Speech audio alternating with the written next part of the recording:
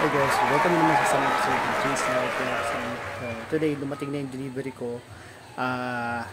Ito yung ating air filter box, no, para sa ating Motorstar 150cl. Ngayon, hindi ako nag-change o nag-eksperimento sa mga iba't ibang klaseng filter. Marami kasi ngayon mga custom filter box. Matagal na rin kasi ako parang hindi naman mushroom type, pero parang makeshift o parang lang, parang mga ginamit ko lang yung stock na na air filter niya na nakakabit sa taas. Pero hindi kasi para yun, hindi yun para sa air filter talaga ng Motorstar. I mean, hindi yun para sa carburetor intake. O nakatulong siya para pumasok yung maayos na hangin sa loob ng filter box kasi nakatago siya sa loob ng upuan. Pero kasi nung nag-endurance ako, hindi yun sapat para umandar ng maayos si Motorstar 150cl. So ngayon, ang aking project is project restoration, no. Restore ko muna siya, tapos tsaka uli natin siya siguro pag-eksperimentohan, pero sa sa makina or sa gilid, no, para lang ma-improve yung kanyang takbo. Alright, so ito na siya. Tingnan natin. So ayan siya, no. Ulit 3, 2, 1. Ayun na siya. AR Easy Ride 150cl Air Cleaner Assembly, Motorstar Genuine Parts, Eastworld Motor Inc. Corp. Kaya nakita nyo, mahal din to, pero at least set na siya, no? Yung sa akin kasi ng ito talagang nasira na. In fact, di ko na alam kung saan na ilagay. Pero, at least, ayun na to. Buksan natin ulit, no? In 3, 2, 1. Okay, ito na siya, no? Well, honest review, guys. Tingnan nyo may hindi, nakasilaw pala dyan. Nakagandaan ako sa kanya kasi talagang bagong-bago, eh, oh. Oh, ha? Ito yata yung feeling ko na nabasag sa akin ito. Nawala yan, ito. Itong part na to. Kaya nag-aalog yan. So technically nakaganyan yan, nabasag to, kaya gumaganon-ganon na siya. Kaya ako siya naisipan tanggalin. Yung filter naman na nakalagay sa ibabaw, ito yun. Nakita nyo? Ayan yan, oh. So ito yung ginagamit kong air filter papunta to sa engine, kasi natatanggal to, eh. Ayan, oh. Pero ito, grabe, amoy rubber pa, bagong bago. Medyo madilim lang, eh. Kita nyo ba, guys? So ayan. Tingnan natin, see, kumpleto pa siya ng tornilyo. Parang binili sa Caloocan. Anyway, shoutout pala sa mga taga Caloocan natin na tropa dyan, Ayan, see, ito yung importante dyan, eh. Well, hindi natin kasi na na minsan hindi natin alam na importante talaga yung malinis na hangin na pumapasok sa motor, kasi yan yung nagpo-produce din ng power para sa engine. Kapag kasi madumi yung hangin, diba? Imagine may sarili mong tumatakbo, tas madumi yung hangin na ini-inhale mo, eh talagang kakapusin ka, no? Pero ito, walang kuskus baluwas, pare. Good job, oh. Malinis, maayos.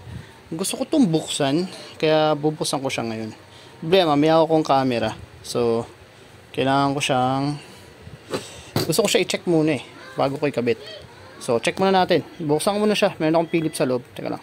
A few minutes later. Ito. Philips. So, ba't kakalikutin ko na naman? Pucha, kabibili ko lang. Ito naman tayo. Putang yan. Iraulo. Tagalin ko muna to. Okay. Tagalin ko muna yan. Tapos, tingnan natin yung laman. Kasi may filter yan sa loob, eh. Tingnan natin. So, hindi mo kailangan kabisaduhin ko sa mo tinanggal. So, yun siya ngayon. Tapos, pag tinanggal natin, yun, oh. So, ito yun naman. Linis, no? Yun talaga siya. Ngayon, may sarili talaga siyang, doon, yung, na yan. Kasi, dyan manggagaling yung hose na manggagaling sa engine. No? Kaya, merong ganyan, no? Asan yun? Ito yun, no? Ito. Tahan nyo to. Teka. Ito ko. Yan. Yan yun. Ayun, itong butas na to. Yan, manggagaling yan dun sa engine, no? Parang, ano yan, breather. So, hanggang dito lang yan. Talagang nakadikit yan, guys. Ayan, o. Tapos, ito yung kanyang air filter. Tingnan nyo. Bukod sa, kita nyo, meron siyang, meron siyang parang papel. Ayun, o. Yung crumpled na sa loob. Yan, yung dilaw. Kita nyo. Maliban pa ron, meron pa siyang mesh. Yung parang Scotch Brite na, na filter. Parang pang aircon. Yung ganun. Ganung texture. Paano masabi? Ayan. So talagang yung hangin na papasok dyan, sigurado kang malinis. Kasi, yung sa akin, ito lang talaga ito lang kasi natira. So, unisat, kakapuranggot yung butas niyan. Compare mo sa butas nito. Talagang baon dito lahat ng hangin, Tapos hindi pa napipisak, hindi pa naiipit. Papakita ko sa inyo mamaya kung ano yung tsura nung sa akin. Pero ngayon, dahil nandito na to, sisimulan ko na itong ayusin. Tsaka ito pala. Paano yan? Meron dyan parang ito yung pag may nababasa sa loob, makikita nyo kung madumi yung basa. Kasi nagdidilaw yan paniging madumi yan. Yung iba may custom made na ganito, may nabibili sa online o kaya sa motor shop. Yung iba naman may makeshift. Yung iba tinatanggal yan para tumulo na lang direkta yung tubig, kung may tubig man. Pero ako mukhang isi-secure ko na lang to ng ganito. Kasi tumatakbo naman siya dati ng more than 100 kph. Nung sinimulan ko siyang kalikalikutin, tsaka lang naman nagkagulo-gulo Diba? So ibalik natin sa normal, no? I-install ko na to. Tingnan natin. Okay guys, so ito na siya, no? So, pansin nyo yung aking Honda Click na upuan. Talaga siya fit. Kasi dahil dito makapal ito. Kaya kailangan kong tanggalin yung panggilid nito, yung cover nito. Pero okay lang, medyo exposed yung tank, pero dahil sa kapal naman ito, safety pa rin naman to. Hindi ko naman tinanggal to para kung sakaling tumagos yung gasolina o umapaw, dito pupunta yan, babagsak pa rin yan. So ito yung gamit ko. Diyan halos lahat ng tools ko basahan. At saka naka-unscrew na to. May dahilan ako kaya tinanggal ko yan, kasi para madali ko ma-adjust yung carburetor. Kasi aminin po siya, sa liit nito hindi kakasya masyado yung screw, tapos hindi mo mapipina. Ayun nyo, halos hindi mo makita. So pag ginanon mo siya, hindi mo rin ma-adjust agad yan. So yung ginawa ko, praktikalan, tinanggal ko to, yung mga tornilyo. So dahil nga hawak yung cellphone, buksan natin. Okay, so ito na siya, no? Alright, so ano yun nyo, ito yung nakalagay doon sa ilalim. Ayan ayan yung aking parang temporary air filter. Ngayon kung makikita nyo, twisted siya. So sinabi natin twisted, bukod sa maliit na yung intake nya rito, kasi kaparungot lang yung hose na yan ayan lang yun, kita nyo ba? Ayan lang kalit yan. Tapos kung iikutan natin siya sa ilalim, diba?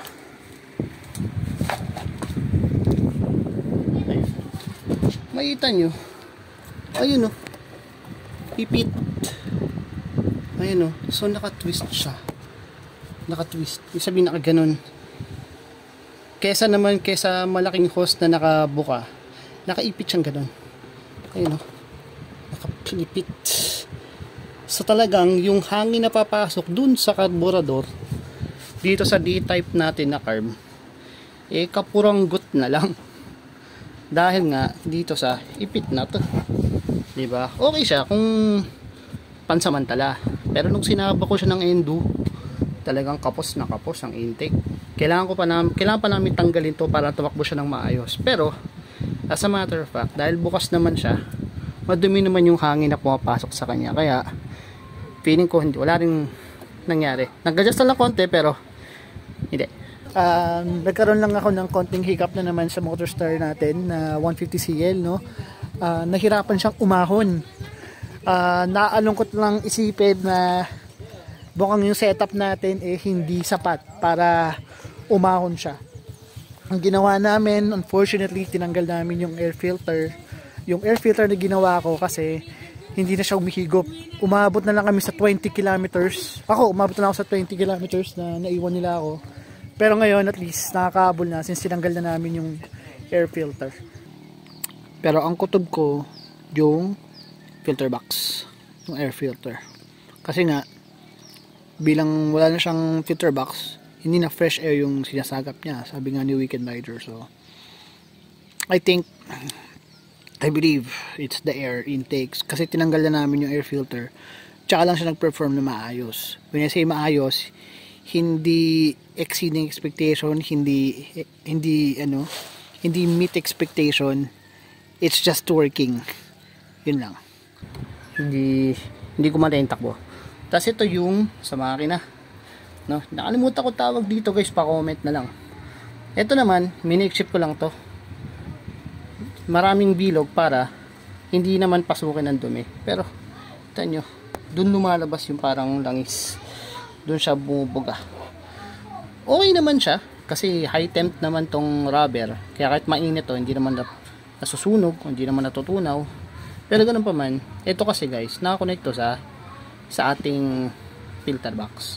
So yun, ito yung ating D-type, ito yung adjustment sa gas, yung air nasa loob. So ayun. Ikabit na natin para makita natin na maayos, no? Dumi. Yes, ako na pa, tatanggalin ko muna to kasi luma na to eh. Yung set natin may kasamang bangga nito. Lahat yun talagay ko. Okay. Okay, couple of things na na-realize ko na wala ako is yung tornilyo para dito at para dito. Tatry ko maghanap ng tornilyo na para dyan. Kasi ito, para dito yan. Ito naman, para dito yan. So, ganito kasi yung formahan yan guys. Okay, may nahanap ako sa aking mga tools. So, yung mga tira-tira kong tornilyo. Ito, fit to. Tinry ko na siya dito. Sumasya naman, tsaka dun sa kabila. So, naghanap lang ako ng washer. Medyo malawag lang itong washer na to, pero at least may washer siya. So, tatanggalin ko muna to. Ito, meron siyang G's dito sa gilid.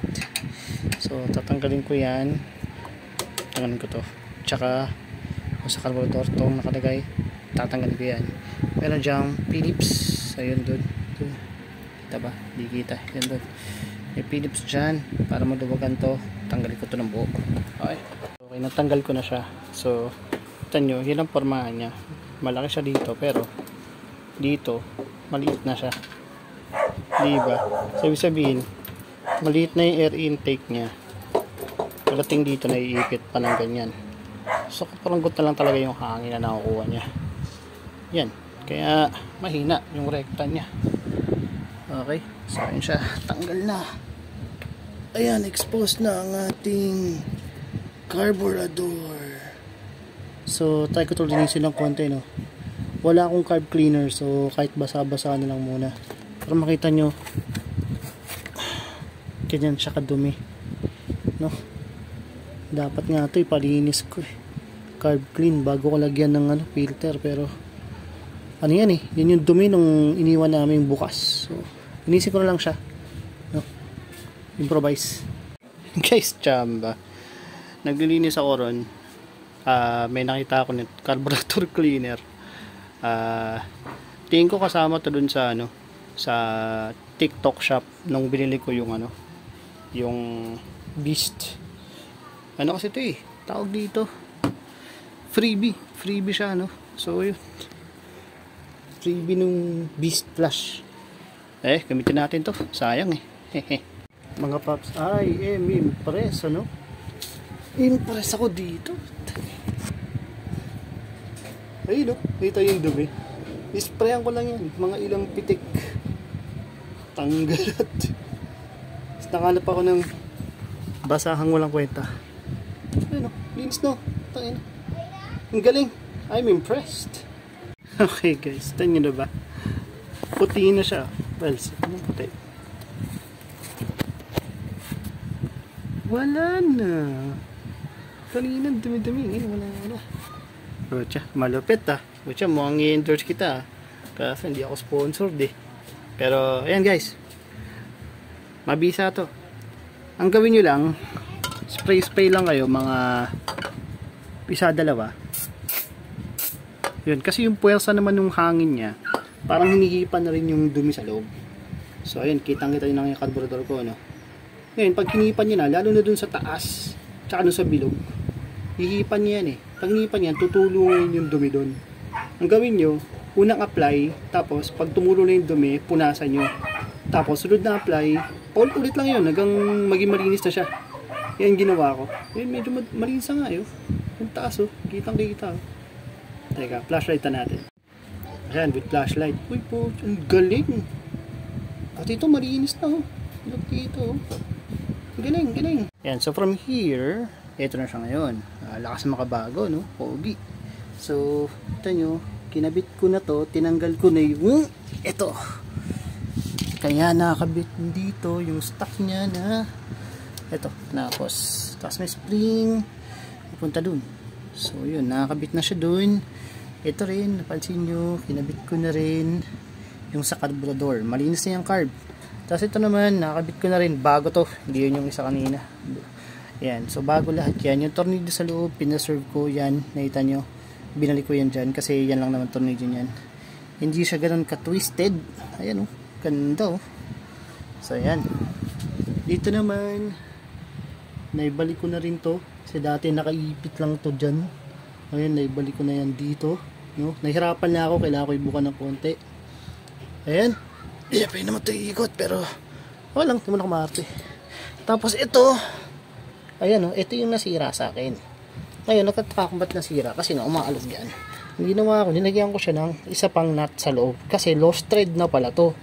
So, ang posible nangyari, nung sinikipan to, sinagad, na lost thread, kaya nilagyan ko siya ng nut. Okay, tapos ito, yan. So, steady yan o. Yan.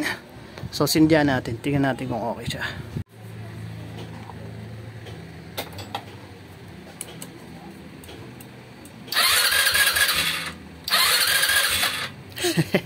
Mukhang kailangan natin mag-adjust kasi nagpal tayo na hangin. Adjust ko muna tapos yan ako. Ipakita ko sa inyo. Okay. Hindi ko lang kung kikita. No? Ayan. Kikita nyo yung parang flat na yan. Yan yun. So, 2.5 na yan.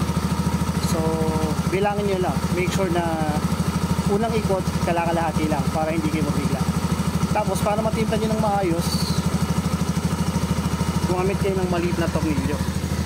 Ganito. Kasi hindi kakasya yung mga malalaki. Tapos, pag natimpla nyo na dun sa hangin, kasi naka-air filter na tayo ulit guys, hindi na tayo open. Timplahin nyo sa gas. Dito kayo magdadagdag pawas ngayon sa gas. Tanggalin mo ulit.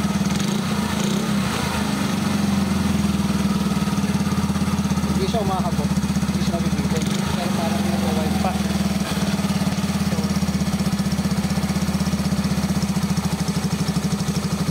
So, by the way, pag pa-clockwise bawas. Pag counterclockwise dagdag. Yan. Hindi na siya nag-wipe. Pero dapat tansyahin natin ha.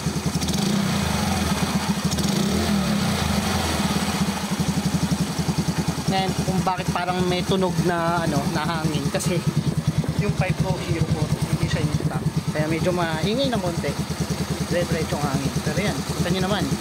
Ngayon, para masubukan nyo, since nakastart na siya ng for more than 5 minutes, pwede mo na siyang patayin. Kill switch. Matay. So, start natin ulit. 1, 2, 3, go.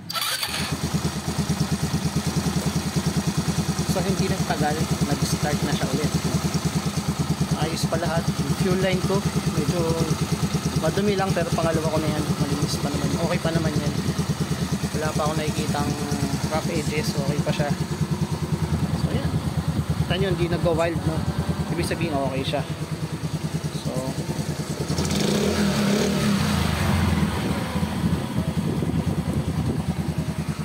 yan, tamang adjustment.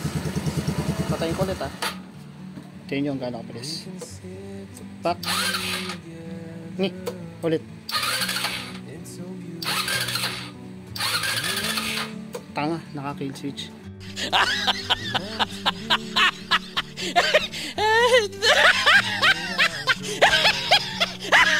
Kakat ko yun. Ulit. 1, 2, 3. O, diba? Hindi ko yun kinaskas ha. Yan lang yan. So, makita nyo naman pag nirev ko eh. Ulitin ko. Yan ha. Makikita nyo pag umikot.